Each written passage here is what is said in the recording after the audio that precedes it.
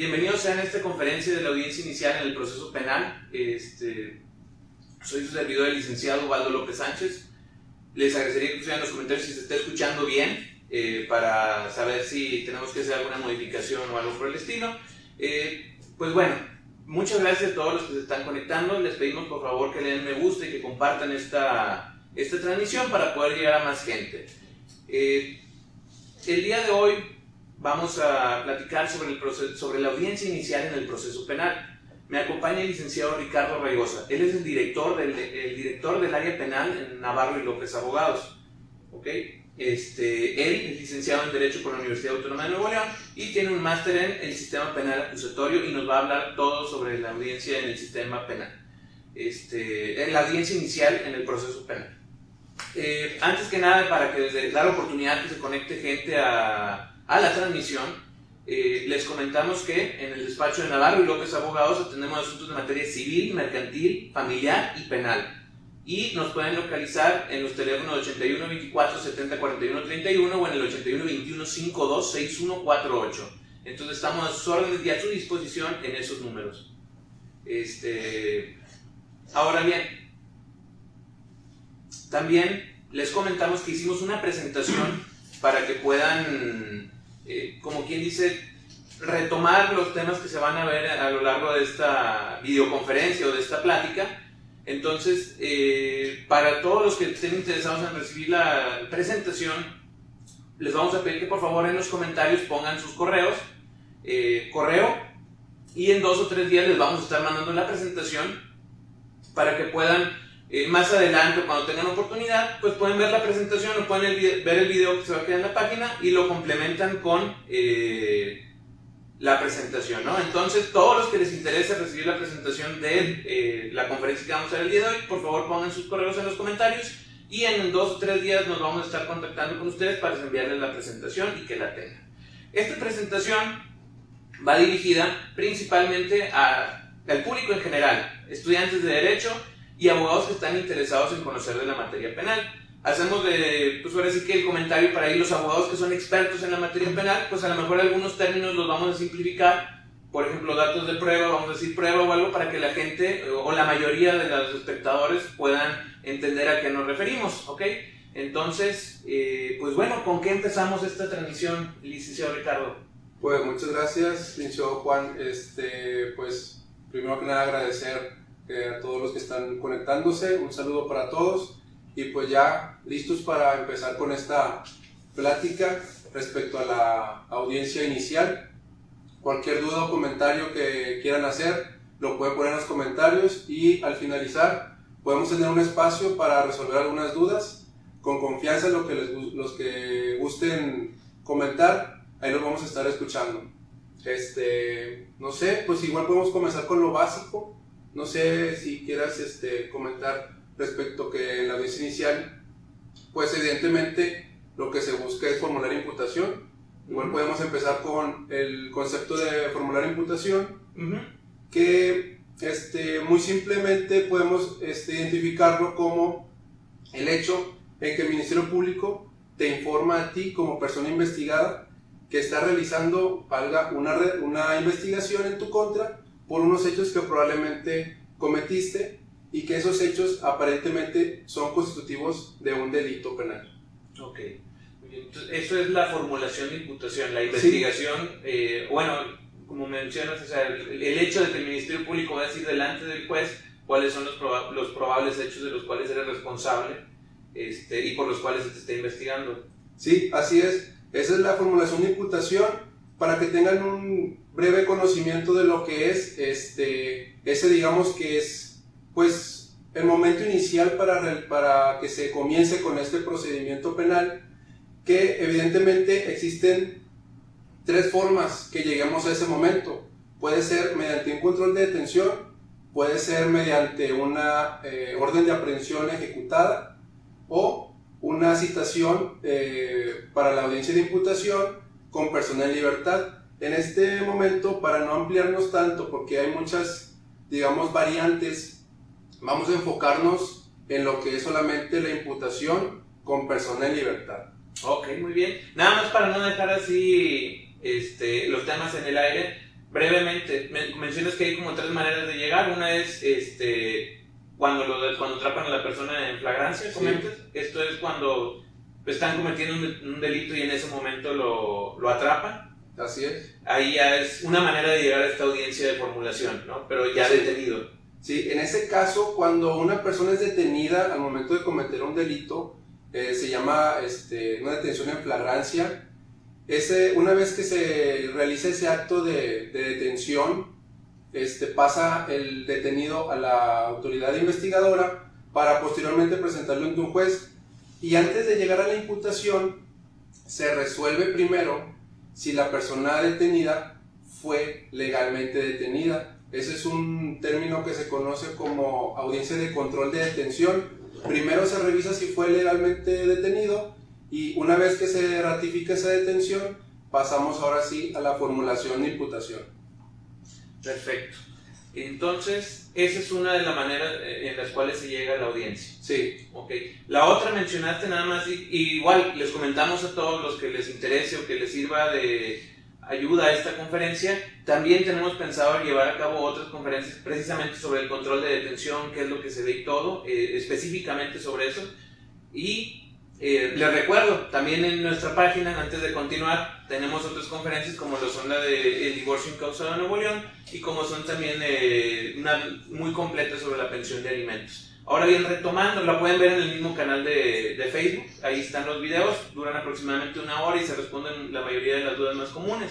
Ahora bien, retomando, una es en flagrancia lo del control de detención. Así es. Otra, mencionaste, otra manera de llegar a la audiencia inicial es con una persona detenida. ¿Cómo es eso? ¿Cuándo ocurre eso? Mediante una orden de aprehensión. Pueden suceder de varias formas.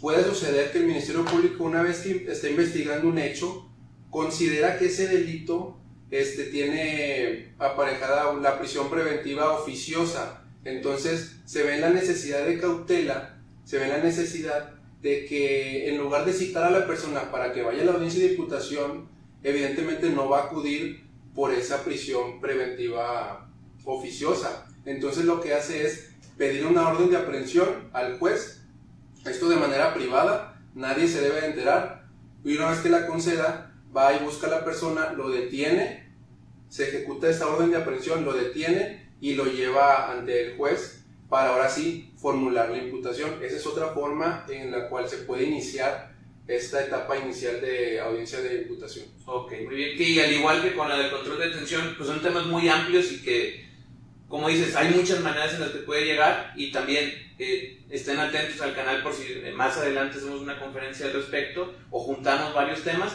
Pero ahora pues vamos a entrar de lleno a la audiencia inicial de formulación de imputación de persona en libertad. Vamos a explicar, para que se queden conectados, le den me gusta, compartan el video por favor para llegar a más personas.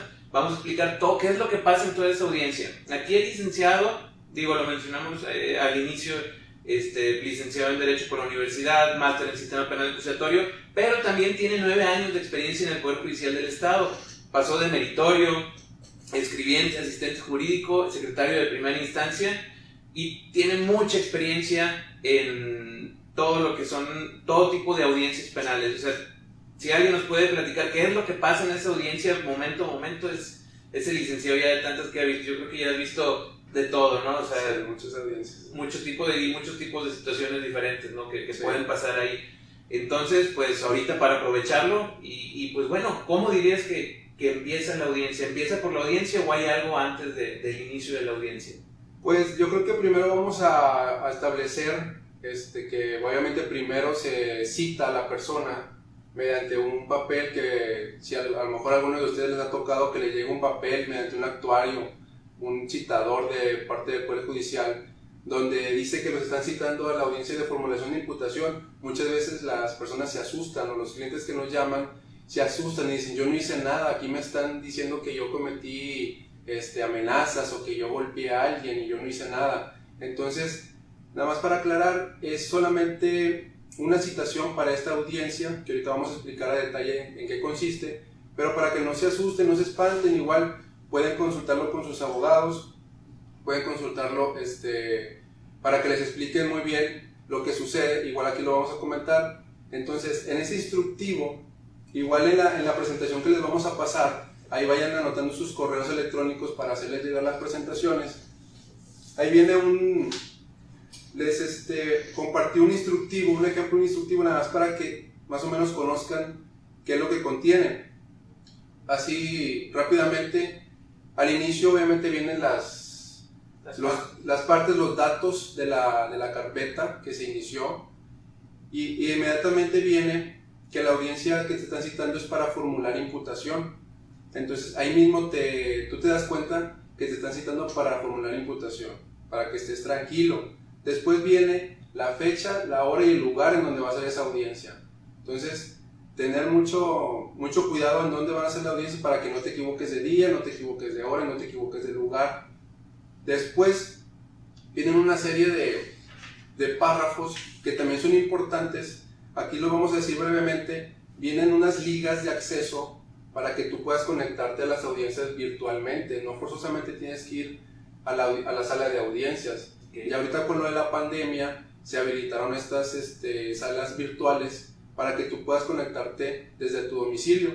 Entonces ahí vienen las ligas de acceso para que ingreses y fácilmente te conectes. Después vienen algunas prevenciones que debes de tomar en cuenta. Si tú eres la persona investigada, debes de tomar en cuenta donde vienen las prevenciones y donde dice al investigado se le apercibe de, porque vienen prevenciones que después en un futuro no sabías y eso puede ameritar a que te detengan después. Entonces debes de poner atención en esas prevenciones para que no suceda algo que aparentemente tú no sabías, pero tú al estar notificado ya sabes de lo que dice aquí. Entonces hay que tener mucho cuidado. Ahí vienen las prevenciones y también vienen prevenciones para la víctima, para el defensor, para el fiscal, para todas las partes. Vienen las prevenciones, hay que leerlas muy bien. Si tú eres el investigado, checar las prevenciones del investigado, y si tú eres la víctima, checar prevenciones de víctima, etc. Entonces, como primer punto, es instructivo, así se llama, un instructivo donde te citan para la audiencia de imputación. Okay. Para dar un poco más de contexto a los que nos están viendo, a los espectadores, hay que recordar que en el proceso penal consta de diversas etapas.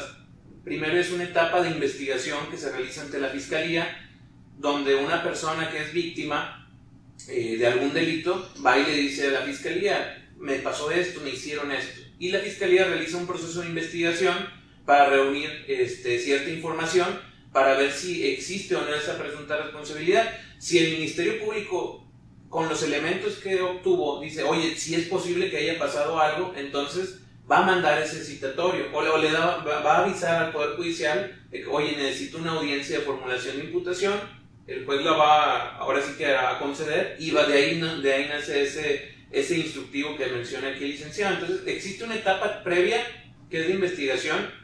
No la vamos a abordar por lo mismo que la audiencia, la conferencia sobre la audiencia inicial, pero para que todos aquí digan: oye, ¿de dónde sale eso? Que primero hay una investigación. Tiene que haber alguna víctima o algún hecho delictivo que haya sido investigado, ya sea de oficio o por instancia de parte.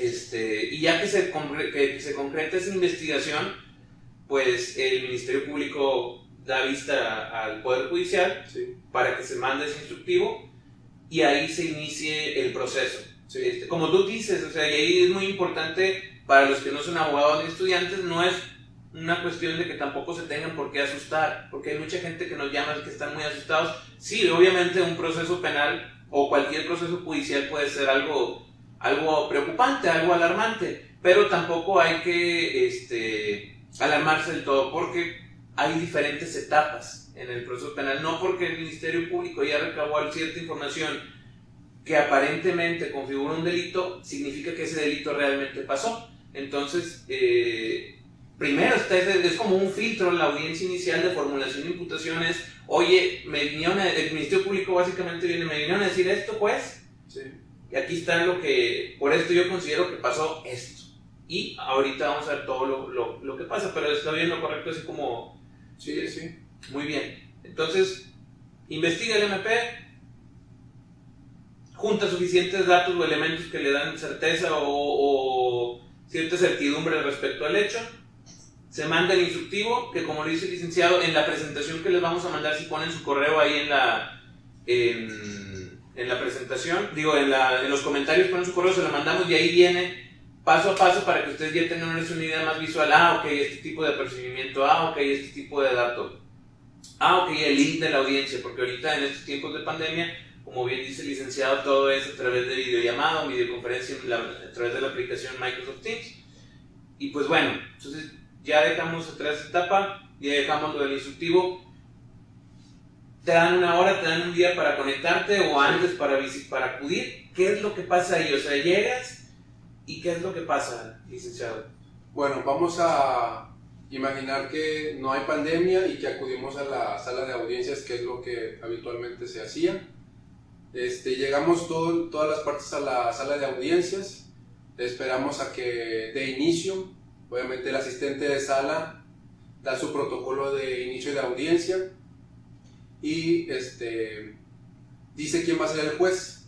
Ya presenta el juez, entra a la sala y ya el juez empieza a identificar a cada una de las partes. Okay. Le pide al escritorio donde está el Ministerio Público que se identifiquen las partes, le pide al escritorio de donde está el defensor que se identifiquen las partes presentes. Cada uno ya se identifica y ya sabemos de qué tipo de audiencia estamos, quiénes están presentes, y ahora sí el juez lo que procede a hacer es verificar que los derechos tanto de la víctima como del imputado no estén violentados, al menos en esa etapa. Okay. Por ejemplo, si alguno de los investigados citados es de algún grupo étnico, hay que revisar que esté debidamente asistido. Si a lo mejor no escucha bien, hay que a lo mejor, si necesita algún intérprete, hay que buscar un intérprete. No podemos avanzar en esa audiencia si alguna de las partes necesita una atención especial para que no se violenten sus derechos. Okay. Eso es muy importante. Después, una vez que se verifica todo eso, los derechos y todo, y las partes están conscientes de cuáles son sus derechos, también el juez le dice a la persona investigada, en este caso, le puede decir, uno de tus derechos es tener un abogado. Entonces, aquí se encuentra el abogado X, abogado, ¿autorizas que él sea tu abogado? ¿Quieres que sea él? ¿O tú quieres nombrar uno diverso? Entonces ya también ese derecho de una adecuada defensa se revisa en esa etapa.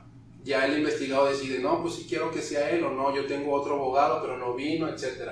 Entonces, primero se tienen que revisar todas esas cosas antes de iniciar con la audiencia. Okay. Ahora vamos a hacer así, para ir paso a paso y que los que estén muy interesados no se nos pase nada. Lo primero que dice es el secretario hace su protocolo de inicio, ¿no? O sea, y el juez revisa que estén todas las partes. ¿Quiénes son las partes en esta audiencia? ¿Debe ser la víctima, okay, acompañada del Ministerio Público? Sí. ¿Puede ser que también esté acompañada de un asesor de la víctima como un abogado particular? Sí. Okay. El juez, el secretario y pues obviamente la persona, el acusado, sí, acompañado de su defensor, que puede ser público o puede ser privado. Una de las preguntas, licenciado, que nos hacen mucho la gente, o que a veces hay mucho debate y que se habla, es ¿qué es mejor o qué me conviene más, un defensor particular o uno público? ¿Cuáles son tus opiniones al respecto? Pues es complicado definir quién es mejor, porque, bueno, no es complicado, sino no se puede definir, o al menos ese es mi punto de vista, porque como en todos lados, hay, digamos, alguien tuvo una buena experiencia con un defensor público, pero algún otro tuvo una mala experiencia con un defensor público. Lo mismo puede pasar con los defensores particulares. Entonces, ya es algo que uno no puede definir, sin embargo, sí existen, sí puedo yo decir que hay ventajas y desventajas entre un defensor público y uno particular. Al menos lo que nosotros hacemos y lo que yo me puedo dar cuenta debido a los testimonios de los clientes es que ellos les interesa mucho la atención, que a veces no tienen la atención que ellos quieren, que no les contestan las llamadas, que no los atienden en sus oficinas, que no les explican bien, etc. Ese tipo de atención es la que más abunda en los clientes, y cuando llegan con nosotros nos dicen, es que no me han tratado bien, no conozco el asunto, no sé en qué vamos. Entonces eso es lo que a nosotros nos llega, y nosotros proponemos eso. Nosotros les decimos, ¿sabes qué? Yo, o sea, tengo la capacidad de llevar tu asunto, sin embargo yo te propongo aparte que voy a tener una atención personalizada contigo y en tu asunto. Y ahí están nuestros celulares que están a su disposición en todo momento, incluso fines de semana. Estamos contestando llamadas y mensajes. Entonces yo creo que más allá de establecer quién es mejor y quién es peor, yo lo puedo definir como que con los defensores particulares, o al menos con nosotros, vas a tener una defensa muy personalizada. Sí, mira, efectivamente yo coincido completamente contigo en ese aspecto. Los defensores públicos, para la gente que nos está escuchando, son personas que están muy preparadas, los llevan a muchos cursos y pues obviamente tienen experiencia de estar constantemente en audiencias, salen de una a otra, o sea, todo el tiempo. Pero, como mencionas, puede haber abogados buenos y abogados no tan buenos. Igual también en lo particular, no el hecho de que contrates un abogado particular significa que vas a contratar uno bueno. Hay abogados buenos y hay abogados que no son tan buenos. Entonces, pues los defensores públicos pues tienen mucho trabajo, y efectivamente como yo creo que la diferencia o la principal diferencia es la atención personalizada que se le puede dar al cliente. No es lo mismo que el defensor público que tiene 200, 300 asuntos, que tiene que estar de un lado a otro, sale, entra y no tiene oportunidad de estarle respondiendo a todos ni explicarle al cliente en qué etapa va su asunto, qué es lo que va a pasar, que un abogado particular o como nosotros, de que oye, pues lo que ocupes, cualquier duda que tengas, quieres saber a dónde vamos, quieres copia de tu expediente, lo que quieras, pues te lo damos. Entonces yo creo que no hay ni mejores ni peores, o sea, porque abogados buenos están de los dos lados. Sí. Y desde aquí, si nos está viendo algún defensor, nuestros saludos y nuestro reconocimiento. Sabemos que esa labor es pues muy ardua, y de hecho también la gente que no tiene recursos para un abogado particular puede confiar en que la mayoría de los abogados públicos, o sea, están capacitados. La diferencia es eso, esa es la ventaja, o la principal ventaja, de la atención al detalle, al que si de repente recuerdas algo a las 3 de la tarde o a las 8, licenciado, me acordé que pasó también esto. Bueno, dímelo para tomar nota y a ver cómo lo incorporamos, ¿no? Sí. Ese es la principal detalle. Entonces, pues vamos a dejar ahora sí ese punto, pero es que sí es algo que nos preguntan mucho los clientes y por eso no lo queríamos dejar pasar. Y ahora, ya retomando, ya vimos, inicia la audiencia, está el secretario del protocolo, se ven las partes, juez, secretario, ministerio público, víctima, probablemente un asesor de la víctima, que eso también lo puede hacer cualquier abogado para apoyar al Ministerio Público y brindar más información, el investigado, sí, y su defensor, que puede ser público o privado. ¿Qué sigue? Y se analizan todos esos detalles, como dices, si es extranjero, pues que tenga un traductor, si es de alguna gente que tenga un intérprete, si tiene algún problema visual o auditivo o algo, pues que se le asista para que tenga completamente, pues blindamos sus derechos, por decirlo de alguna manera. Ya se pasó todo eso, ya se verificó. ¿Qué sigue? Bueno, pues ya una vez revisado todo eso, ya se da por inicio la audiencia como tal, que consiste en que el Ministerio Público informa al juez y también a las partes el motivo por el cual están citados todos, que es para formular la imputación a la persona investigada. Y pues en este caso solamente se trata de que el Ministerio Público le haga el conocimiento al investigado los hechos que están investigando, la clasificación jurídica, el grado de participación que tuvo, las personas que deponen en su contra y algunas otras cosas que también le pueden informar, pero en concreto sería eso. Ya una vez que el imputado sabe de lo que se está investigando en su contra, él tiene el derecho de contestar ese cargo. Aquí lo que se recomienda usualmente es que guarde silencio. Obviamente eso ya depende del abogado que lo esté asistiendo en la audiencia, pero nosotros usualmente recomendamos que guarden silencio. ¿Por qué? Porque no es la etapa todavía para rendir una declaración que nos pueda ayudar. De hecho, rendir una declaración en esa etapa, al contrario, nos puede perjudicar. Entonces es importante que la gente sepa que al menos en esa etapa no es bueno declarar, salvo que el defensor que te esté asistiendo te recomiende que sí, ya tú lo haces, pero bueno, ya depende mucho de la estrategia que esté llevando. Porque hay que tomar en cuenta que esa audiencia no es juicio, no estamos llegando todavía a juicio, apenas estamos investigando, apenas estamos iniciando y para llegar a juicio todavía falta mucho y es más probable que se te autorice declarar en juicio porque ya es una etapa en la que te puede convenir una declaración, sin embargo, toda esa reserva de lo que te asesore tu abogado. Ok, ahí es muy común eso que dices, porque siempre que nos hablan, o sea, ese tema, es que fue a la audiencia y me dijeron que no hablara y que no dijera nada, pero ¿por qué? Yo quería decir y todo, y es muy importante, por eso decimos que no hay que tener miedo de la audiencia de formulación de imputación. En ninguna audiencia, si estás bien asesorado jurídicamente, pero no es la etapa donde te van a decir si eres culpable o si eres inocente, simplemente es una etapa que, como tú dices, el Ministerio Público le informa al juez, oye, conmigo vino esta persona, me dijo que pasó esto, estuvimos buscando y pues parece ser que sí pasó. O sea, es probable que se haya pasado y es probable que esta persona sí haya estado en el lugar donde me dijeron. O sea, estamos hablando de una probabilidad y que hay elementos que hacen parecer que sí pasó, pero no significa que ya pasó, no. O sea, es nada más esa formulación o expresar los hechos al juez, ¿no? Entonces sería en concreto expresarlos a la persona investigada, a la persona en presencia del juez. Perfecto, esa es una aclaración muy importante. O sea, sí. Entonces, bueno, una vez que ya se hace eso y el imputado tuvo la oportunidad de contestar el cargo y no lo hizo, ya después de eso seguimos en esa misma audiencia, en otra etapa, en que el Ministerio Público ahora va a pedir que la persona investigada, el imputado, sea vinculado a proceso. Okay.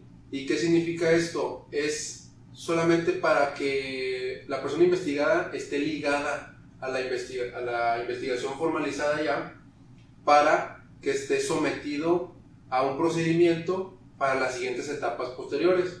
Entonces, en esta etapa de la vinculación a proceso, el Ministerio Público ahora sí le pide al juez, es una petición directa al juez, donde solicita que esta persona sea vinculada a la investigación porque tiene estos datos de prueba que comprueban que probablemente esa persona investigada cometió los hechos y esos hechos aparentemente también son constitutivos de un delito.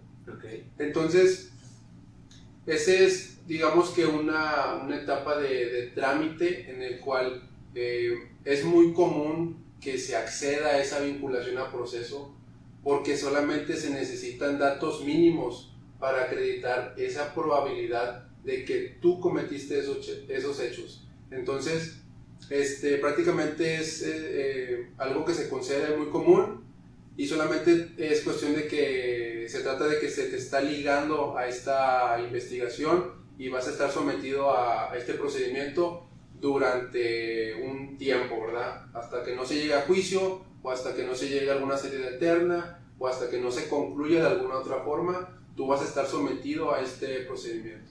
Okay. Ahorita, por lo que dices, ahí está la importancia o la recomendación de la mayoría de los abogados de no declarar en ese momento, porque puede ser que con la misma declaración el acusado se ponga en el lugar de los hechos desde ese mismo momento o algo de lo que diga pueda servirle como algún elemento al Ministerio Público para después en la audiencia de juicio decir, oh, él ya dijo esta situación o pasó o esto lo está vinculando, o él mismo aceptó que estaba en ese lugar, siendo que a lo mejor no tenía ningún elemento o dato de prueba que a lo mejor dijeran que, por decir algo, ¿no? O sea, que la persona sí estaba en ese lugar.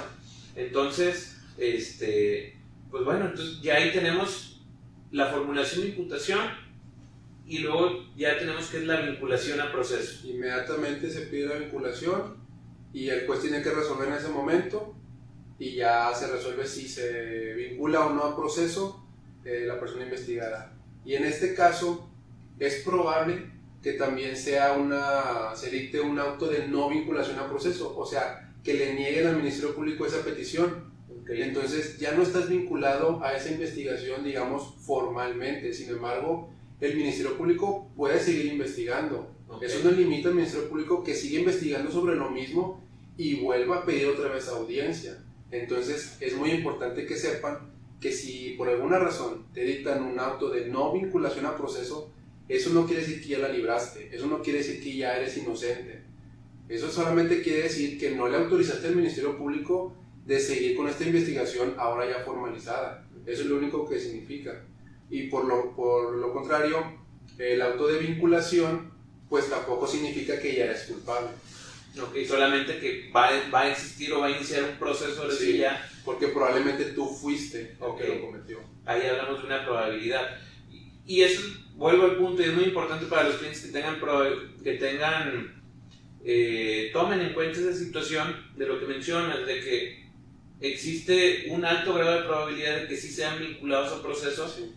porque para esto, como ya lo había mencionado hace un momento o hace un rato, el Ministerio Público realiza una investigación y realmente para que el Ministerio Público llegue a esa audiencia inicial, pues también él tiene que tener la convicción, ¿no? O sea, oye, pues parece que sí. Entonces, para que el Ministerio Público llegue a la audiencia inicial, significa que ya tiene a lo mejor ciertos elementos. Por eso la mayoría de las veces, pues sí va a existir no siempre, pero lo más probable es que existe esa vinculación a proceso, lo cual también no debe de asustar a una persona que está acusada o que esté en esa situación, que un investigado no se debe asustar, porque si ya llegó a esa etapa, lo más probable, cada caso es diferente, es que lo vayan a vincular, ¿no? Porque como le digo, el Ministerio Público, para llegar ahí, él también no va a llegar si sabe que no tiene los suficientes elementos. O sea, si llega a la audiencia es porque ya tiene una serie de datos que le va a decir al juez,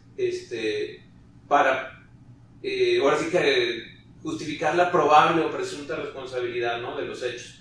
Y también énfasis en lo que dice, ni la vinculación a proceso significa que eres culpable, ni la no vinculación significa que eres inocente.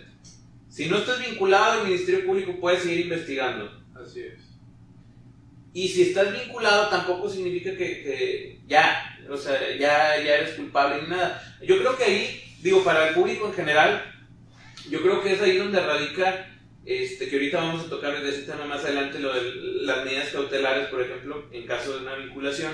Ahí es donde radica la confusión a veces en los medios o en los periódicos o en la tele, porque vinculan a proceso a alguien y luego a veces pues queda libre o queda en libertad, porque la mayoría de los procesos se llevan en libertad. Y ahorita vamos a tocar ese tema, y entonces la gente dice, oye, pero lo vincularon, pero está libre, entonces lo dejaron, entonces hay impunidad, entonces no importa, o al revés, o sea, lo queda encerrado y luego resulta que en una medida cautelar o en algún momento que lo dejen en una prisión preventiva como medida cautelar o oficiosa en donde aplique, que después de la audiencia de juicio queda libre, pues porque se comprobó que no era culpable. Sí. O sea, entonces eso es muy importante tenerlo en cuenta.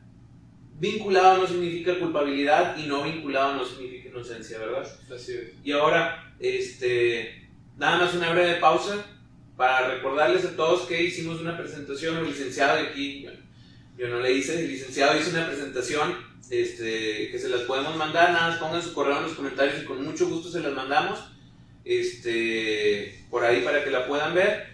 Denle me gusta al video para que más gente nos pueda ver, los que puedan compartirlo, pues compártanlo ahí, a lo mejor a alguno de sus conocidos o a alguien le interesa la información, algún estudiante de derecho, algún abogado que a lo mejor quiere empezar a ver la materia penal,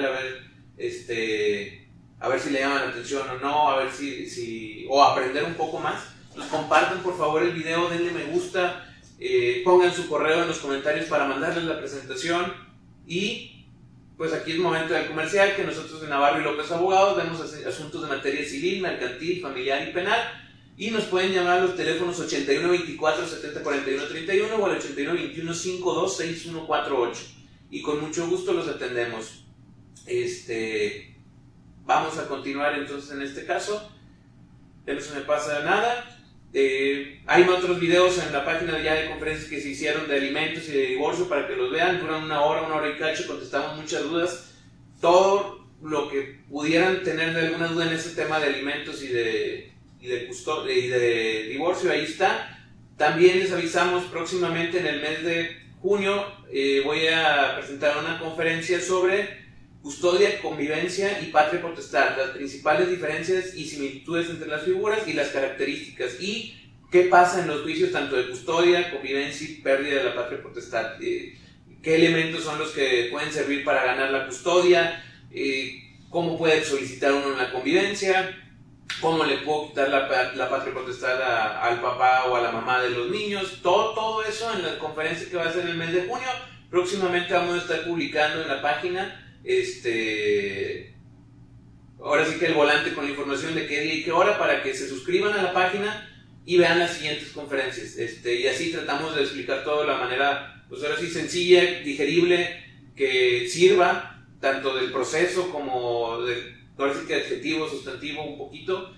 Y pues en la presentación vienen los artículos, ¿verdad? Sí. que deben de observar para no nada más quedarse con las palabras, sino ir al Código Nacional de Procedimientos Penales y ver eso que estamos diciendo, pero ya ahora sí platicadito, porque normalmente es al revés. Leemos los artículos y no sabemos qué está pasando y ya así es como que, ya todo tiene sentido.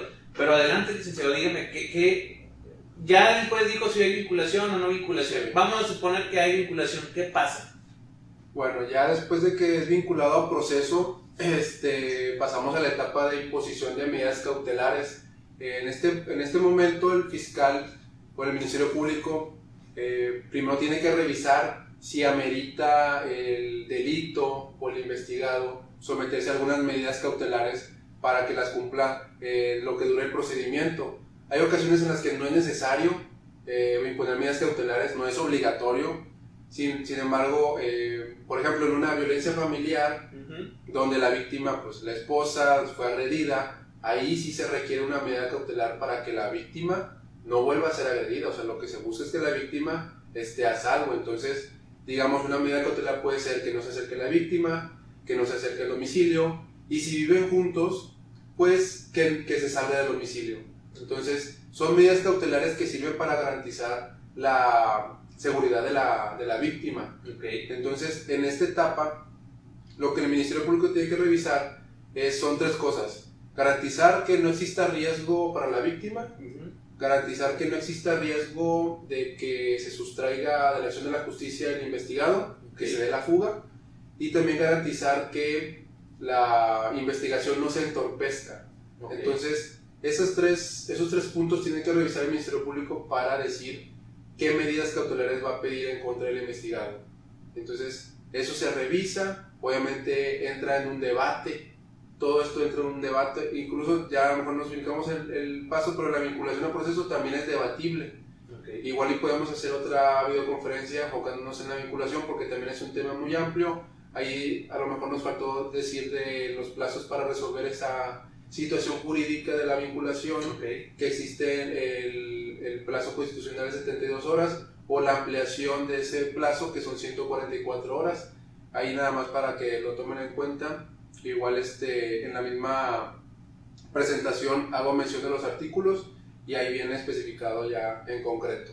Pero bueno, para no brincarnos ese punto, bueno, ya regresando a las medidas cautelares, pues sería nada más revisar eso, si es necesario, si hay una necesidad de cautela para que el investigado sea sometido a ciertas medidas cautelares. La mayoría, bueno, todas no son privativas de libertad, con excepción de la de prisión preventiva, pero la prisión preventiva es la última opción. No podemos manejar como una primera opción imponer la medida cautelar de prisión preventiva si no existen las bases para imponerla. Entonces, es lo último que deben tomar en cuenta el fiscal para poner esa medida.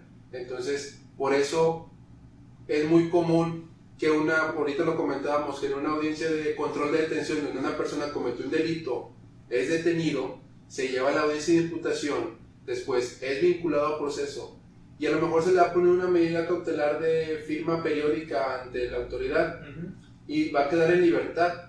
Y la prensa ahí dice, no sé, narcomenudista sale en libertad, juez lo deja en libertad, pero no quiere decir que es porque sea inocente, simplemente es porque no se acredita que hay una necesidad de cautela para mantenerlo detenido.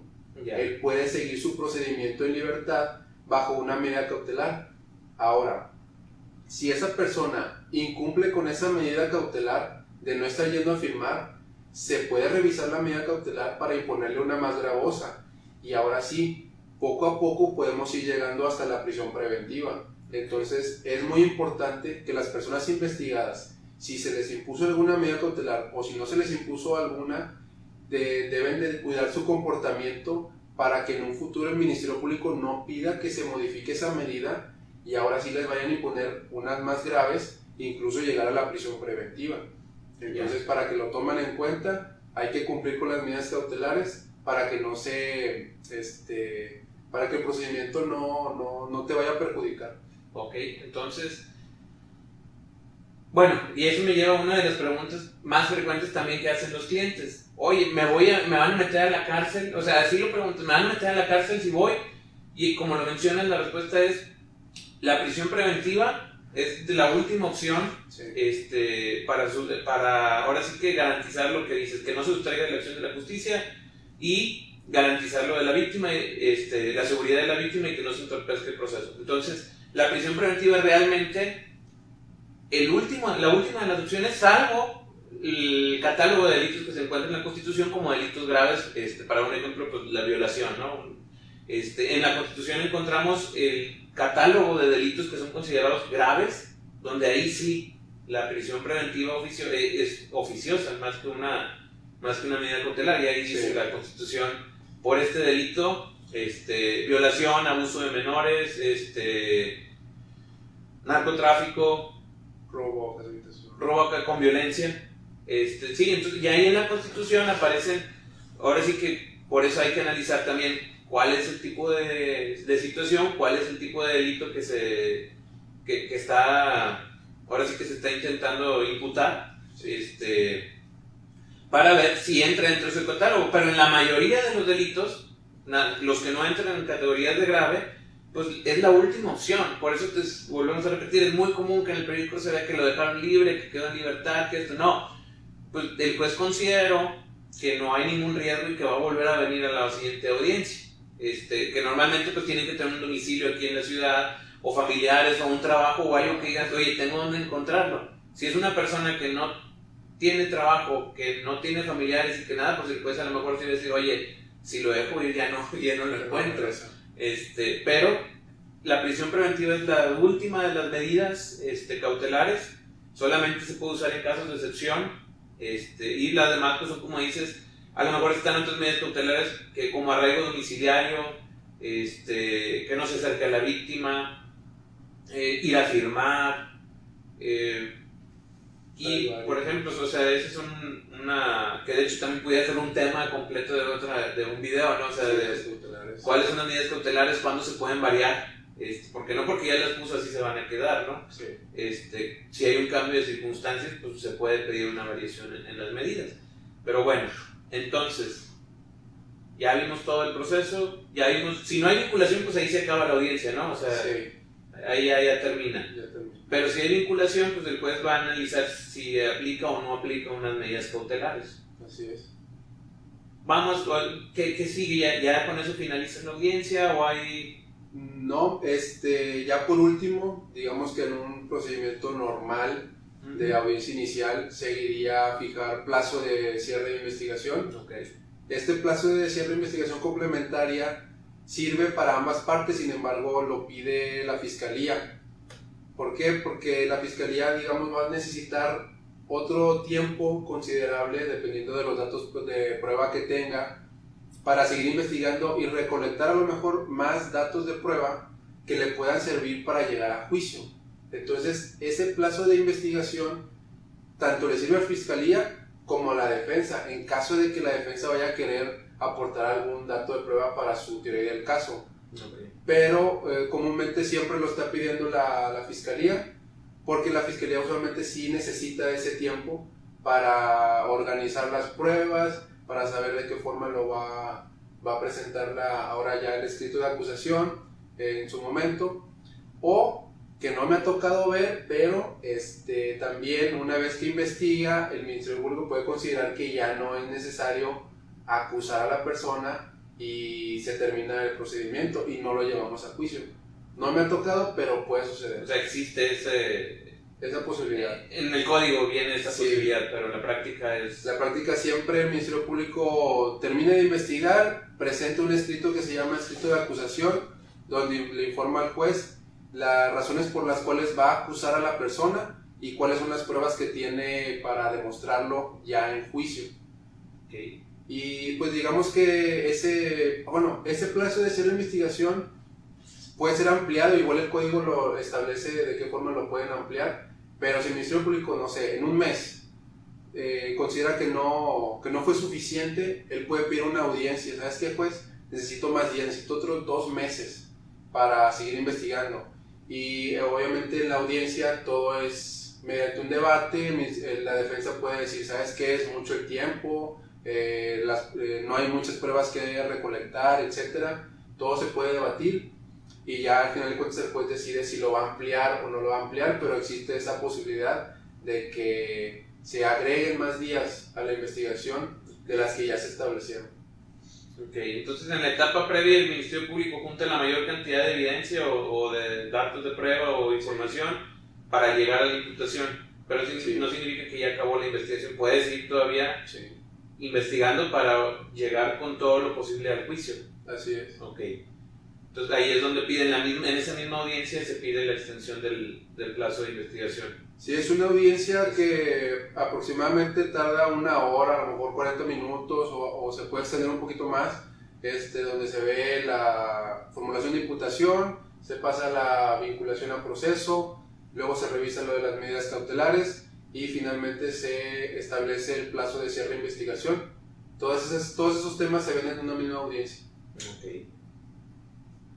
Pues sí son bastantitos, sí son muchos temas los que se abordan en ese tipo de audiencia. Nada más, ahora sí vamos a retomar, ya que estamos por finalizar, vamos a retomar el punto que mencionaste. Mencionabas que se podían pedir 72 horas o 144 horas, pero ahí se suspende la audiencia y se divide en 2, o sigue siendo la misma, o ahí qué es lo que sucede. Bueno, así en concreto ya llegamos a la etapa donde el Ministerio Público solicita la vinculación a proceso. Okay. En ese momento se le pregunta al investigado o al imputado junto con su defensor si quieren que en esa misma audiencia se resuelva esa petición del Ministerio Público. Okay. Entonces ellos pueden decidir, ¿sabes qué? Que se resuelva en este mismo momento y ya continuamos con lo que ya dijimos, pero tienen la opción de solicitar que se resuelva dentro del plazo constitucional, que son 72 horas, o pueden pedir la ampliación de ese plazo por 144 horas. Entonces, si piden alguno de esos 2 plazos, hasta ahí, digamos, se queda pendiente la audiencia para resolver la vinculación o no a proceso, y se señala una audiencia nueva dentro de ese plazo, que no se vayan a pasar de las horas que pidieron, para ahora sí resolver la vinculación a proceso. Y bueno, ¿para qué se hace eso? Usualmente los defensores piden esa ampliación porque consideran que tienen pues elementos para debatir esa vinculación y ganar una no vinculación a proceso. Okay. Entonces va encaminado en ese objetivo de la defensa, de decir, ok, ya escuché las pruebas que tiene el Ministerio Público, ahora yo también quiero ofrecer pruebas, pero no las tengo ahorita. Dame las 72 horas, juez, o dame las 144 horas, te traigo las pruebas y te voy a comprobar que lo que está diciendo el Ministerio Público no es tan fuerte como lo que yo traigo. Entonces, así ya pueden ganar una no vinculación a proceso. Okay. Y, digamos, terminar ahí por lo pronto el procedimiento. Muy bien. Bueno, pues entonces me queda muy claro. Por ahí nada más, yo creo que faltaría agregar un tema. Obviamente, uno de los principales derechos del acusado es el derecho a una debida defensa, ¿no? Para lo cual pues, puede contratar su abogado público, defensor, particular o privado, ya lo vimos. Pero también hay una figura dentro de esta audiencia que en tu experiencia me gustaría que dijeras qué es lo que hace, o cómo ayuda o cómo beneficia. Y en este caso me refiero al asesor de la víctima. ¿Qué tanto ayuda a la víctima tener un asesor en la audiencia? ¿Y cuál es su trabajo? ¿Y realmente qué tanto aporta un asesor de la víctima? Porque, digo, como a veces yo le explico a los clientes, el Ministerio Público viene a ser tu abogado, por decirlo de alguna manera. Entonces, es la representación del Estado ante la autoridad. Te está representando a ti, te está defendiendo. Pero existe, desde que se pone el sistema acusatorio, esa figura del asesor de la víctima, donde un defensor particular puede acompañar a una víctima para representarlo y que no esté sola con el Ministerio Público. En tu experiencia, que ya los has visto muchas veces, ¿cómo ayuda? ¿Qué hacen? ¿Y qué ventaja representa? Bueno, pues sí, hay que aclarar que esta figura del asesor jurídico de la víctima se creó precisamente porque se determinó, digamos, alguna deficiencia por parte de la autoridad investigadora para representar o para darle un seguimiento adecuado a cada expediente que se abría para las víctimas. Entonces se crea esta figura para darle un seguimiento ya personalizado, especial a estas investigaciones, que le apoyen a la víctima y la víctima no sea la que tenga que estar acudiendo, tenga que estar ofreciendo pruebas, si tienen la posibilidad de tener un abogado así como lo tiene el investigado. Entonces ya entramos en una igualdad ahí, porque pues el abogado particular o el abogado público pues sí está enfocado en representar a la persona. Sin embargo, el Ministerio Público faltaba esa cercanía con la víctima. Entonces para eso se creó esa figura y tiene esta ventaja para darle un mejor seguimiento y acompañar junto con el Ministerio Público a una investigación más fuerte. Mismo caso que platicamos hace rato, que mencionábamos la diferencia de tener que el acusado tenga su defensor particular contra uno de oficio, es atención personalizada, es ese seguimiento. Es lo mismo con el asesor jurídico de la víctima, ¿verdad? O sea, la víctima pues va con el Ministerio Público, pero el Ministerio Público tiene 800,000 carpetas, o sea, tiene muchos asuntos y llega y se prepara antes de la audiencia y pues no tiene el tiempo tampoco, si bien sí le interesa pues obviamente representar a la víctima, pues no tiene el tiempo de explicarle, ¿no? O decirle dónde vamos o qué, o incluso entre tanto trabajo puede ser que se le pase algún detalle importante y ahí es donde, como dices tú, yo creo que ahí radica, o la principal ventaja de tener un asesor jurídico de la víctima es, pues ahora sí, esa atención, ¿no? Que tú también como víctima sepas en qué etapa vas, qué está pasando, qué es lo que sigue. Si al Ministerio Público se le pasó en ese momento algún dato, pues ahí estás para, ahora sí que un respaldo o un apoyo o todo para lograr el cometido, ¿no? Tú como víctima, pues si quieres que tenga o que exista justicia, esa figura viene a reforzarlo. Entonces sí es recomendable que aquellas personas que se encuentren en un proceso como víctimas, si de repente sienten que el Ministerio Público no es por mala onda, es porque tienen mucho trabajo. O sea, nos queda claro que también tienen mucho trabajo. Tú que vienes en el pueblo que dice, pues estabas siempre trabaje todos los días, todas horas en las guardias y todo. Entonces igual el Ministerio Público tiene mucha chamba, pero entonces si tienes la posibilidad tú como víctima de contratar a un abogado que te represente como asesor de la víctima, pues este abogado va a estar detrás de ti, te va a estar acompañando, te va a sentir más seguro, te va a decir en qué etapa estamos y va a apoyar al Ministerio Público para que no se le pase nada y pues que logren ese objetivo de obtener justicia. ¿Es correcto? Sí, sí.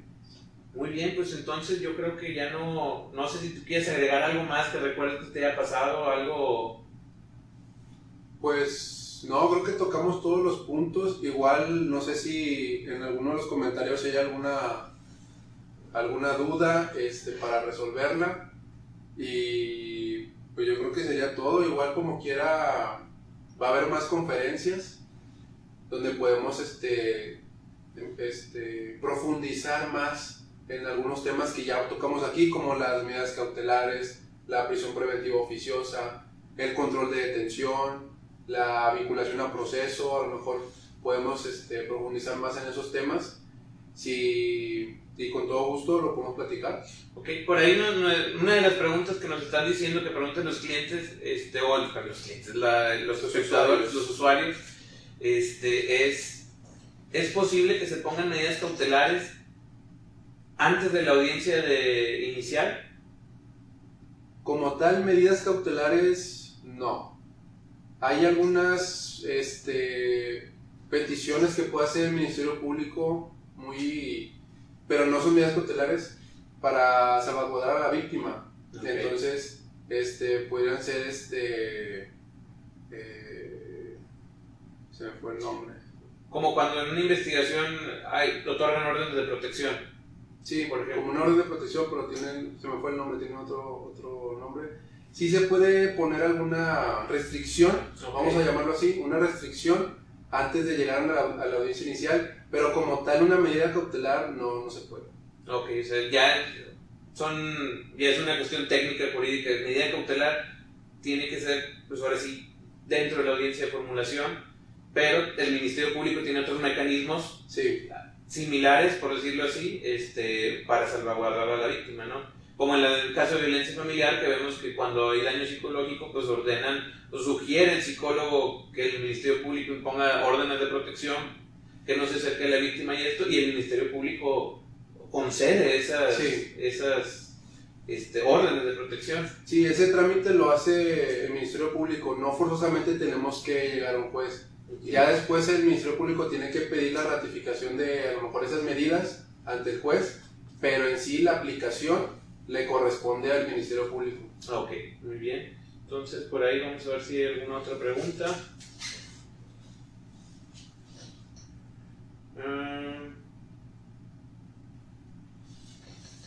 ¿Qué libros recomiendan para aprender bien el área penal o qué recomiendan?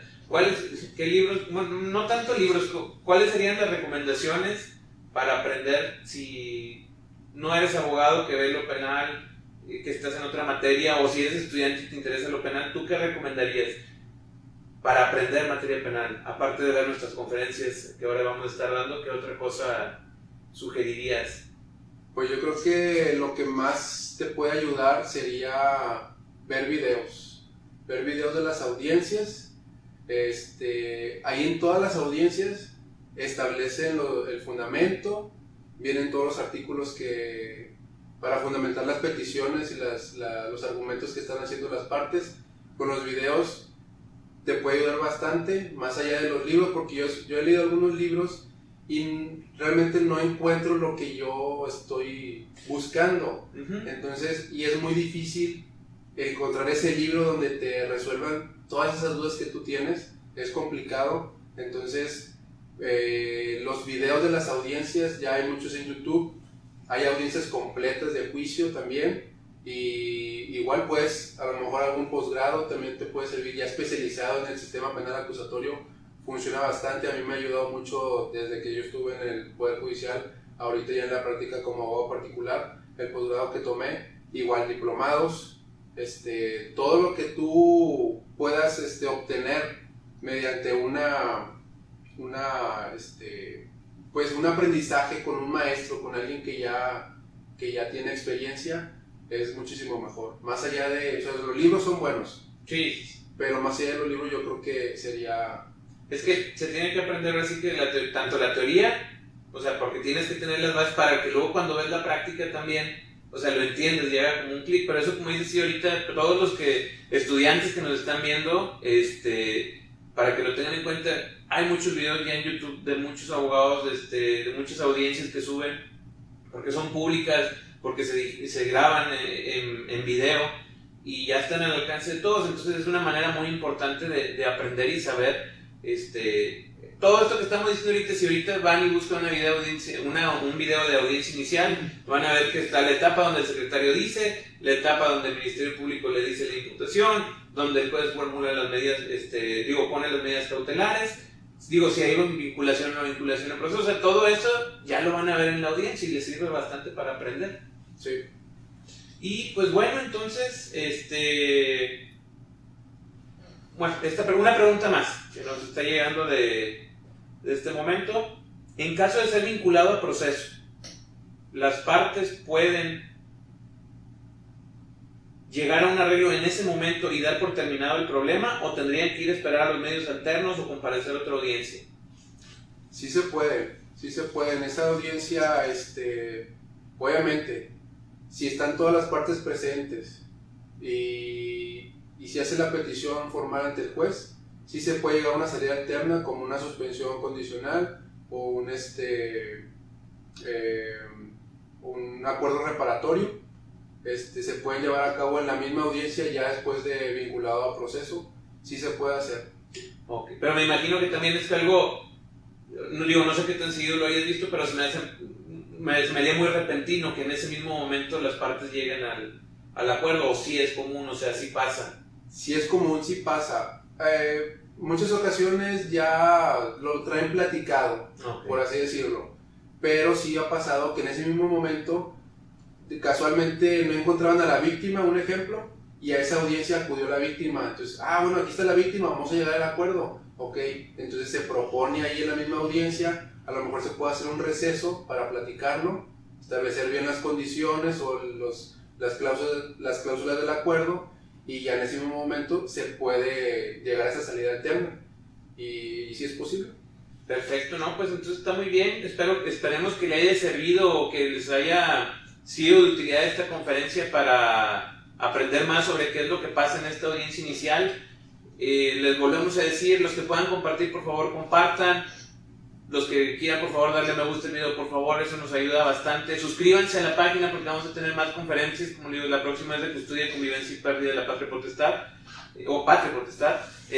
Y pongan en los comentarios de esta conferencia de qué les gustaría que fuera la siguiente conferencia penal, de la audiencia intermedia, de la audiencia de juicio, de medidas cautelares, de los métodos alternos o salidas alternas de justicia. Sí. Todo, pongan en los comentarios de qué les gustaría que habláramos y explicarles y las experiencias o los casos, y con mucho gusto lo preparamos y lo que buscamos aquí es dar a conocer a la gente lo más sencillo que se pueda este mundo que parece tan complicado, que realmente, pues a veces sí, pero no es tan complicado ya cuando te lo explican de esta manera. Y pues bueno, les agradecemos mucho a todos su visita, o que nos estuvieron viendo, sus comentarios, sus likes. Pongan su correo los que todavía no lo han puesto para mandarles la presentación en 2 o 3 días. Y pues última vez de la noche, recordemos en Navarro y López Abogados atendemos asuntos de materia familiar, civil, mercantil y penal, y nos pueden contactar en los teléfonos 81 21 526148 o al 81 24 70 41 31. Muchas gracias por vernos, les deseamos que tengan una excelente noche. Hasta luego.